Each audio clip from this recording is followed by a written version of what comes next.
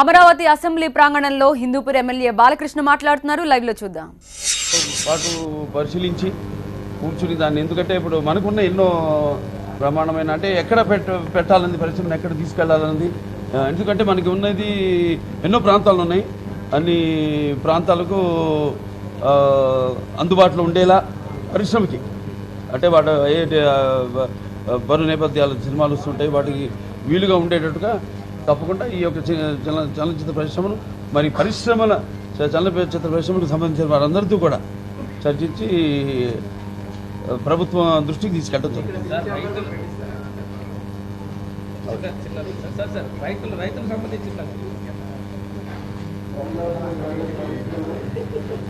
ఇది హిందూపూర్ ప్రజల సమస్యలను ప్రభుత్వం దృష్టికి తీసుకువెళ్లబోతున్నామంటూ బాలకృష్ణ చెప్తున్నారు. మొత్తం మీద చారిత్రాత్మక ఘట్టానికి సమయం దగ్గర పడుతోంది. ఆంధ్రప్రదేశ్లో తొలి అసెంబ్లీ సమావేశాలు ప్రారంభం కాబోతున్నాయి.